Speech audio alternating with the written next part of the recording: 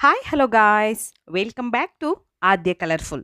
ನಾನು ಸುಮಾ. ಫ್ರೆಂಡ್ಸ್, ಇವತ್ತಿನ ವಿಡಿಯೋದಲ್ಲಿ ಒಂದು ಮಿಲ್ಕ್ ಶೇಕ್ ರೆಸಿಪಿನ ನಿಮ್ಮ ಜೊತೆ ಶೇರ್ ಮಾಡ್ತಾ ಇದ್ದೀನಿ. ರುಚಿಯಾದ ಬಾದಾಮ್ ಮಿಲ್ಕ್ ಶೇಕನ್ನು ದಿಢೀರಾಗಿ ಮನೆಯಲ್ಲೇ ಮಾಡುವ ಸರಿಯಾದ ಒಂದು ವಿಧಾನವನ್ನು ನಿಮ್ಮ ಜೊತೆ ಶೇರ್ ಮಾಡ್ಕೊಳ್ತಾ ಇದ್ದೀನಿ. ತುಂಬಾ ಈಸಿಯಾಗಿ ಟೇಸ್ಟಿಯಾಗಿ ನೀವು ಈ ಒಂದು ಸ್ಪೆಷಲ್ ಆಲ್ಮಂಡ್ ಶೇಕನ್ನು ಮನೆಯಲ್ಲಿಯೇ ತಯಾರಿಸ್ಕೋಬೋದು. ಸೊ ಈ ಒಂದು ಮಿಲ್ಕ್ ಶೇಕ್ನ ಮಾಡೋದಕ್ಕೆ ಮೊದಲನೇದಾಗಿ ನಾನಿಲ್ಲಿ ಬಾದಾಮ್ನ ತಗೊಂಡಿದ್ದೀನಿ. ಸೊ ಬಾದಾಮ್ ನೋಡಿ, ನಾನು ಬಾದಾಮಿನ ತಗೊಂಡಿದ್ದೀನಿ. ಸೊ ಫ್ರೆಂಡ್ಸ್, ನೀವ್ಯಾರಾದ್ರೂ ಫಸ್ಟ್ ಟೈಮ್ ನನ್ನ ಚಾನಲ್ಗೆ ವಿಸಿಟ್ ಮಾಡಿದರೆ ಪ್ಲೀಸ್ ನನ್ನ ಚಾನಲ್ನ ಸಬ್ಸ್ಕ್ರೈಬ್ ಮಾಡ್ಕೊಳ್ಳಿ, ಹಾಗೆ ಲೈಕ್ ಮಾಡಿ ಮತ್ತು ಶೇರ್ ಮಾಡಿ ಫ್ರೆಂಡ್ಸ್. ಓಕೆ, ಈಗ ನಾವು ಬಾದಾಮಿಯನ್ನು ಸುಮಾರು ಒಂದು 2 ಗಂಟೆಗಳ ಕಾಲ ಇದನ್ನು ನೆನೆಯೋದಕ್ಕೆ ಬಿಡಬೇಕಾಗುತ್ತೆ. ಒಂದು 10 ರಿಂದ 15 ಬಾದಾಮಿಯನ್ನು ನಾನು ಒಂದು ಬೌಲಿಗೆ ಹಾಕ್ಕೊಳ್ತಾ ಇದ್ದೀನಿ. ಸೊ ನಂತರ ಅದಕ್ಕೆ ಸ್ವಲ್ಪ ನೀರನ್ನು ಹಾಕ್ಕೊಂಡು ಒಂದು 2 ಗಂಟೆಗಳ ಕಾಲ ನೆನೆಯೋದಕ್ಕೆ ಬಿಡೋಣ. ನೋಡ್ತಾ ಇದ್ದೀರಲ್ಲ, ಈ ಥರ ಬಾದಾಮಿಯನ್ನು ಚೆನ್ನಾಗಿ ನಾವು ನೆನೆಯೋದಕ್ಕೆ ಬಿಡಬೇಕು. ಬಾದಾಮಿ ನೆಂದಷ್ಟು ಕೂಡ ಈ ಒಂದು ಬಾದಾಮ್ ಮಿಲ್ಕ್ ಶೇಕ್ ತುಂಬಾ ಚೆನ್ನಾಗಿ ಬರುತ್ತೆ. ಸೊ ದಯವಿಟ್ಟು ನೀವು ಬಾದಾಮ್ ಮಿಲ್ಕ್ ಶೇಕ್ ಮನೆಯಲ್ಲೇ ಮಾಡ್ಕೋಬೇಕು ಅಂದರೆ ಫಸ್ಟೇ ನೀವು ಬಾದಾಮಿಯನ್ನು ನೆನೆ ಹಾಕಬೇಕಾಗುತ್ತೆ. ಹಾಗೆ ಬಾದಾಮ್ ಪೌಡರ್ನ ಮನೆಯಲ್ಲಿ ಹೇಗೆ ತಯಾರಿಸ್ಕೋಬೋದು ಅನ್ನೋ ವಿಡಿಯೋ ಕೂಡ ನಾನು ಶೇರ್ ಮಾಡಿದ್ದೀನಿ. ಡಿಸ್ಕ್ರಿಪ್ಷನಲ್ಲಿ ಅದರ ಲಿಂಕನ್ನು ಹಾಕಿರ್ತೀನಿ. ಖಂಡಿತ ನೀವು ರುಚಿಯಾದ ಬಾದಾಮ್ ಪೌಡರ್ನ ಹೇಗೆ ಮನೆಯಲ್ಲಿ ತಯಾರಿಸ್ಕೋಬೋದು ಅಂತ ವಿಡಿಯೋ ಇದೆ. ಸೊ ಅದನ್ನು ನೋಡ್ಬೋದು ಫ್ರೆಂಡ್ಸ್. ಓಕೆ, ಈಗ ನಾನು ಈಗ ನೆನೆಸಿರೋವಂತಹ ಬಾದಾಮಿಯನ್ನು ಒಂದು ಸೈಡು ತೆಗೆದಿಟ್ಕೊಂಡಿದ್ದೀನಿ. ನಂತರ ಈಗ ಒಂದು ಕಡಾಯಿನ ತೊಗೊಂಡಿದ್ದೀನಿ. ಇದಕ್ಕೆ ಅರ್ಧ ಲೀಟರ್ ಆಗೋಷ್ಟು ಹಾಲನ್ನು ಹಾಕ್ಕೊಳ್ತಾ ಇದ್ದೀನಿ. ಸೊ ಫುಲ್ ಫ್ಯಾಟ್ ಮಿಲ್ಕನ್ನು ತೊಗೊಂಡಿದ್ದೀನಿ ನಾನಿಲ್ಲಿ. ತುಂಬಾ ಟೇಸ್ಟಿಯಾಗಿ ಆಗುತ್ತೆ, ತುಂಬ ರುಚಿಯಾಗುತ್ತೆ. ನೀವು ಆಚೆ ಬಾದಾಮ್ ಮಿಲ್ಕ್ ಶೇಕನ್ನು ಕುಡಿದಾಗ ಎಷ್ಟು ಟೇಸ್ಟ್ ಇರುತ್ತೋ ಅದೇ ಟೇಸ್ಟನ್ನು ನೀವು ಮನೆಯಲ್ಲಿಯೇ ಮಾಡ್ಕೋಬೋದು. ತುಂಬಾ ಟೇಸ್ಟಿಯಾಗಿರುವಂಥ ಈಸಿಯಾಗಿರುವಂಥ ಒಂದು ಸ್ಪೆಷಲ್ ಮಿಲ್ಕ್ ಶೇಕ್ ಅಂತ ಹೇಳ್ಬೋದು ಇದನ್ನು.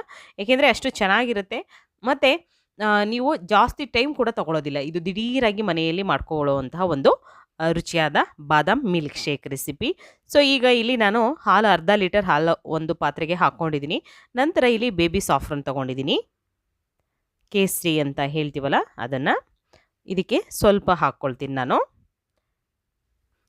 ಕೇಸರಿ ಹಾಕಿದ್ರೆ ಬಾದಾಮ್ ಮಿಲ್ಕ್ ಶೇಕ್ ತುಂಬ ಚೆನ್ನಾಗಿ ಬರುತ್ತೆ.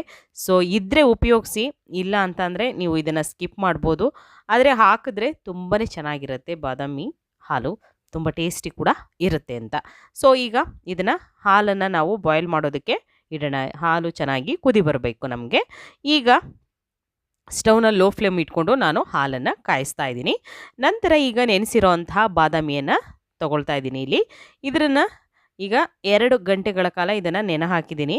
ನೆನೆ ಹಾಕಿರುವಂತಹ ಒಂದು ಬಾದಾಮಿಯನ್ನು ಬೇಕು ಅಂತಂದರೆ ನೀವು ಇದನ್ನು ಸಿಪ್ಪೆ ಕೂಡ ಬಿಡಿಸ್ಕೋಬೋದು. ಸೊ ನೋಡಿ, ನಾನು ಸಿಪ್ಪೆ ಕೂಡ ತೆಗಿತಾ ಇದ್ದೀನಿ. ತುಂಬಾ ನೀಟಾಗಿ ಸಿಪ್ಪೆ ಬರುತ್ತೆ.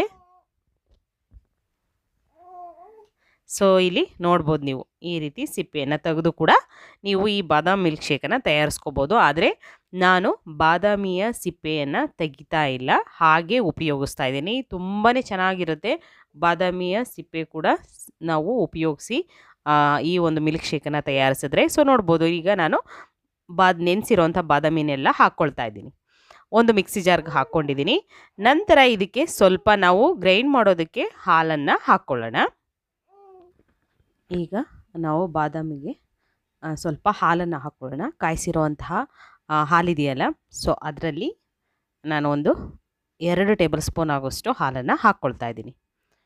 ನೋಡಿ, ಬಿಸಿ ಹಾಲನ್ನೇ ಹಾಕ್ಕೊಳ್ತಾ ಇದ್ದೀನಿ. ಹಾಲು ಹಾಕಿದ ನಂತರ ಅದನ್ನು ನಾವು ನುಣ್ಣಗೆ ಗ್ರೈಂಡ್ ಮಾಡ್ಕೊಂಬರೋಣ. ನಂತರ ಇಲ್ಲಿ ನಾನು ಒಂದು ಬೌಲಲ್ಲಿ ಬಾದಾಮ್ ಪೌಡರ್ ಹಾಗೆ ಕಸ್ಟರ್ಡ್ ಪೌಡರ್ ಎರಡನ್ನೂ ಕೂಡ ತೊಗೊಂಡಿದ್ದೀನಿ. ಸೊ 2 ಕೂಡ ಒಂದೊಂದು ಟೇಬಲ್ ಸ್ಪೂನ್ ಆಗುವಷ್ಟು ತೊಗೊಂಡಿದ್ದೀನಿ, ಬಾದಾಮ್ ಪೌಡರ್ ಮತ್ತು ಕಸ್ಟರ್ಡ್ ಪೌಡರ್. ಬೇಕು ಅಂತಂದರೆ ನೀವು ಬರೀ ಬಾದಾಮ್ ಪೌಡರ್ನ ಉಪಯೋಗಿಸಿ ಕೂಡ ಮಾಡ್ಕೋಬೋದು, ಅಥವಾ ಬರೀ ಕಸ್ಟರ್ಡ್ ಪೌಡರ್ನೇ ಉಪಯೋಗಿಸಿ ಕೂಡ ನೀವು ಈ ಒಂದು ಬಾದಾಮ್ ಮಿಲ್ಕ್ ಶೇಕನ್ನು ತಯಾರಿಸ್ಕೋಬೋದು. ನಾನಿಲ್ಲಿ 2 ಕೂಡ ತೊಗೊಂಡಿದ್ದೀನಿ. ನಂತರ ಇದಕ್ಕೆ ಹಾಲು ಹಾಕ್ಕೊಳ್ತಾ ಇದ್ದೀನಿ, ಬಿಸಿ ಹಾಲು. ಬಾದಾಮ್ ಪೌಡರ್ ಮತ್ತು ಕಸ್ಟರ್ಡ್ ಪೌಡರ್ ಎರಡನ್ನೂ ಕೂಡ ನಾವು ಹಾಲು ಹಾಕಿ ಮಿಕ್ಸ್ ಮಾಡ್ಕೋಬೇಕಾಗುತ್ತೆ. ಈಗ ನಾನು ಸ್ವಲ್ಪ ಸ್ವಲ್ಪನೇ ಹಾಲನ್ನು ಹಾಕ್ಕೊಳ್ತಾ ಇದನ್ನು ಮಿಕ್ಸ್ ಮಾಡ್ಕೊಳ್ತೀನಿ ನೀಟಾಗಿ. ನೋಡಿ ಈ ರೀತಿಯಾಗಿ ನಾವು ಮಿಕ್ಸ್ ಮಾಡ್ಕೊಳ್ಳೋಣ. ತುಂಬಾ ಈಸಿಯಾಗಿ ಮಾಡುವಂಥ ಒಂದು ರುಚಿಯಾದ ಬಾದಾಮ್ ಮಿಲ್ಕ್ ಶೇಕ್ ಒಂದ್ಸಲ ಖಂಡಿತವಾಗ್ಲೂ ತಯಾರಿಸಿ, ತುಂಬಾ ಟೇಸ್ಟಿಯಾಗಿ ಬರುತ್ತೆ. ಓಕೆ, ನಂತರ ಇವಾಗ ನೋಡಿ ನಾನು ಇಲ್ಲಿ ಹಾಲು ಚೆನ್ನಾಗಿ ಬಾಯ್ಲ್ ಮಾಡ್ತಾ ಇದ್ದೀನಿ. ಸೊ ನೋಡ್ಬೋದು ಕೇಸರಿ ಹಾಕಿರೋದ್ರಿಂದ ಸ್ವಲ್ಪ ಕಲರು ಚೇಂಜ್ ಆಗಿದೆ, ಹಾಲಿನ ಕಲರು ನೋಡಿ. ಈಗ ಇನ್ನೂ ಚೆನ್ನಾಗಿ ಕುದಿ ಬರಬೇಕು. ನಾವು ಹಾಕಿರೋವಂಥ ಹಾಲು ಅರ್ಧದಷ್ಟು ಆಗಬೇಕು, ಅಲ್ಲಿವರೆಗೂ ಇದನ್ನು ಚೆನ್ನಾಗಿ ನಾವು ಹಾಲನ್ನು ಕಾಯಿಸ್ಕೋಬೇಕಾಗುತ್ತೆ, ಚೆನ್ನಾಗಿ ಕುದಿಸ್ಬೇಕಾಗುತ್ತೆ ಹಾಲನ್ನು. ನೋಡಿ ಸ್ವಲ್ಪ ಗಟ್ಟಿ ಆಗ್ತಾ ಬರ್ತಾ ಇದೆ, ಈ ರೀತಿ ಗಟ್ಟಿ ಆಗ್ತಾ ಇರಬೇಕು ನಮಗೆ. 1 ಲೀಟರ್ ಹಾಲು ಹಾಕಿದ್ರೆ ನಾವು ಅದು ಅರ್ಧ ಲೀಟರಷ್ಟು ಆಗಬೇಕು. ಈಗ ಅರ್ಧ ಲೀಟರ್ ಹಾಲು ಹಾಕಿದ್ದೀವಿ, 1/4 ಲೀಟರಷ್ಟು ಅದು ನಮಗೆ ಹಾಲು ಆಗಬೇಕು, ಅಲ್ಲಿವರೆಗೂ ನಾವು ಇದನ್ನು ಕುದಿಸ್ಕೋಬೇಕು. ನಂತರ ಇವಾಗ ಬಾದಾಮಿ ಮತ್ತು ಹಾಲನ್ನು ಹಾಕಿ ನಾವು ರುಬ್ಬಿದ್ವಲ್ಲ, ಸೊ ಆ ರುಬ್ಬಿರೋವಂಥ ಮಿಶ್ರಣನ ಈಗ ನಾನು ಹಾಕ್ಕೊಂಡಿದ್ದೀನಿ. ನಾವು ಹಾಕಿದ ನಂತರ ಇದನ್ನು ಮಿಕ್ಸ್ ಮಾಡ್ಕೋಬೇಕು ಒಂದ್ಸಲ ನೀಟಾಗಿ. ತಳಕ್ಕೆ ಹಾಗೆ ಅಂಟ್ಕೊಳ್ಳೋವಂಥ ಚಾನ್ಸಸ್ ಕೂಡ ಇರುತ್ತೆ, ಹಾಗಾಗಿ ಹಾಕಿದ ತಕ್ಷಣ ನೀವು ಒಂದ್ಸಲ ಮಿಕ್ಸ್ ಮಾಡ್ಕೊಳ್ಳಿ. ಸ್ಟವ್ನ ಆದಷ್ಟು ಲೋ ಫ್ಲೇಮಲ್ಲಿ ಇಟ್ಕೊಳ್ಳಿ ಫ್ರೆಂಡ್ಸ್, ಹೈ ಫ್ಲೇಮ್ ಮಾಡಬೇಡಿ. ಫ್ರೆಂಡ್ಸ್, ನನ್ನ ಇನ್ನೊಂದು ಯೂಟ್ಯೂಬ್ ಚಾನಲ್ ಕೂಡ ಇದೆ, ಆದ್ಯ ಕಲರ್ಫುಲ್ ವ್ಲಾಗ್ಸ್ ಅನ್ನೋದು. ಸೊ ನನ್ನ ದಿನನಿತ್ಯದ ಒಂದು ಜೀವನ ಶೈಲಿಯನ್ನು ನಾನು ಆ ಒಂದು ವ್ಲಾಗ್ಸ್ ಚಾನಲಲ್ಲಿ ಶೇರ್ ಮಾಡ್ತೀನಿ. ಸೊ ದಯವಿಟ್ಟು ನೀವೆಲ್ಲ ನೋಡಿ, ಇಷ್ಟ ಆದರೆ ಚಾನಲ್ನ ಸಬ್ಸ್ಕ್ರೈಬ್ ಮಾಡ್ಕೊಳ್ಳಿ. ನೋಡಿ, ನಂತರ ನಾನು 3 ಟೇಬಲ್ ಸ್ಪೂನ್ ಆಗುವಷ್ಟು ಸಕ್ಕರೆಯನ್ನು ಹಾಕ್ಕೊಂಡಿದ್ದೀನಿ. ಸಕ್ಕರೆ ಹಾಕೋದ್ರಿಂದ ಟೇಸ್ಟ್ ಚೆನ್ನಾಗಿರುತ್ತೆ. ಇಲ್ಲ ನಮಗೆ ಸಕ್ಕರೆ ಬೇಡ, ನಾವು ಬೆಲ್ಲ ಉಪಯೋಗಿಸ್ತೀವಿ ಅಂದರೆ ಖಂಡಿತವಾಗ್ಲೂ ನೀವು ಬೆಲ್ಲ ಕೂಡ ಹಾಕ್ಕೊಳ್ಬೋದು. ಸೊ ಬೆಲ್ಲದ ಪೌಡರ್ ಕೂಡ ಸಿಗುತ್ತೆ, ಅದನ್ನು ಕೂಡ ಹಾಕ್ಕೊಳ್ಬೋದು. ಅಥವಾ ಮನೆಯಲ್ಲಿರೋವಂಥ ಬೆಲ್ಲನೇ ಉಪಯೋಗಿಸ್ತೀವಿ ಅಂದರೆ ಅದನ್ನು ಕೂಡ ನೀವು ಹಾಕ್ಕೊಳ್ಬೋದು. ಈಗ ಚೆನ್ನಾಗಿ ಮಿಕ್ಸ್ ಮಾಡ್ಕೊಳ್ಳೋಣ. ಬಾದಾಮಿ ರುಬ್ಬಿರೋವಂಥ ಮಿಶ್ರಣ ಹಾಗೆ ಸಕ್ಕರೆ ಇಷ್ಟನ್ನು ಹಾಕಿ ನಾವು ಈಗ ಮಿಕ್ಸ್ ಮಾಡ್ಕೊಳ್ತಾ ಇದ್ದೀನಿ ನೀಟಾಗಿ. ಮಿಕ್ಸ್ ಮಾಡಿಕೊಂಡು ಚೆನ್ನಾಗಿ ಒಂದು ಕುದಿ ಬರಲಿ, ಇದು ಒಂದು ಕುದಿ ಬರೋವರೆಗೂ ನಾವು ಕಾಯೋಣ. ನಂತರ ಈಗ ಇಲ್ಲಿ ಬಾದಾಮ್ ಮತ್ತು ಕಸ್ಟರ್ಡ್ ಮಿಕ್ಸ್ ಮಾಡಿರೋವಂಥ ಮಿಶ್ರಣ ಇದೆಯಲ್ಲ, ಅದನ್ನು ಹಾಕ್ಕೊಳ್ತಾ ಇದ್ದೀನಿ.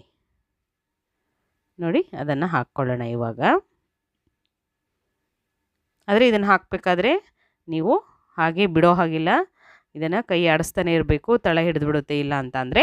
ನಂತರ ಏಲಕ್ಕಿ ಪೌಡರ್ ಕೂಡ ಹಾಕ್ಕೊಳ್ತಾ ಇದ್ದೀನಿ. ಏಲಕ್ಕಿ ಪೌಡರ್ ಬಾದಾಮ್ ಪೌಡರಲ್ಲೇ ಹಾಕಿರ್ತೀವಿ, ಬೇಕು ಅಂತಂದರೆ ಮತ್ತೆ ಇನ್ನೊಂದು ಸಲ ನೀವು ಏಲಕ್ಕಿ ಪೌಡರ್ನ ಹಾಕ್ಕೊಳ್ಬೋದು, ಬೇಡ ಅಂದರೆ ಸ್ಕಿಪ್ ಮಾಡ್ಬೋದು. ಮನೆಯಲ್ಲಿಯೇ ಬಾದಾಮ್ ಪೌಡರ್ನ ಈಸಿಯಾಗಿ ನೀವು ತಯಾರಿಸ್ಕೊಳ್ಬೋದು. ಸೊ ನೋಡಿ, ಈಗ ಈ ರೀತಿಯಾಗಿ ರೆಡಿಯಾಗಿದೆ ಬಾದಾಮ್ ಮಿಲ್ಕ್ ಶೇಕ್. ಸೊ ಇವಾಗ ಇದು ಆಗಿದೆ. ಇದನ್ನು ನಾನು ಪೌಡರ್ ಹಾಕಿ ಮತ್ತು ಕ್ರೀಮನ್ನು ಹಾಕಿ 2 ಸೆಕೆಂಡ್ವರೆಗೂ ಅಷ್ಟೇ ಕುದಿಸ್ಕೊಂಡಿದ್ದೀನಿ. ನಂತರ ಅದು ತಣ್ಣಗಾಗಬೇಕು. ತಣ್ಣಗಾದ ನಂತರ ಇವಾಗ ನಾನು ಒಂದು ಲೋಟಕ್ಕೆ ಹಾಕ್ಕೊಳ್ತಾ ಇದ್ದೀನಿ. ನೋಡ್ಬೋದು ನೀವು, ಪೂರ್ತಿಯಾಗಿ ತಣ್ಣಗಿದ್ರೆ ಚೆನ್ನಾಗಿರುತ್ತೆ. ಸೊ ಜಾಸ್ತಿ ಬಿಸಿ ಕುಡಿಬೇಕು ಅಂತ ಅನ್ನೋರು ಬಿಸಿ ಬಿಸಿದೇ ಕುಡಿಬೋದು ಚಳಿಗಾಲದಲ್ಲಾದರೆ.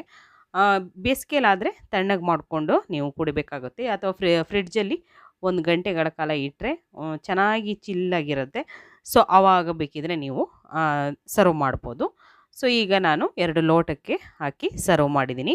ನೀವು ರುಚಿಯಾದ ಬಾದಾಮ್ ಮಿಲ್ಕ್ ಶೇಕ್ನ ದಿಢೀರಾಗಿ ಮನೆಯಲ್ಲಿ ಮಾಡುವಂಥ ಒಂದು ಸರಿಯಾದ ವಿಧಾನವನ್ನು ನಾನು ತಿಳಿಸ್ಕೊಟ್ಟಿದ್ದೀನಿ. ನೀವು ಕೂಡ ಮನೆಯಲ್ಲಿ ತಯಾರಿಸಿ ಹೇಗೆ ಬಂತು ಅಂತ ತಪ್ಪದೆ ಕಾಮೆಂಟ್ ಸೆಕ್ಷನಲ್ಲಿ ತಿಳಿಸಿ. Okay, bye, see you.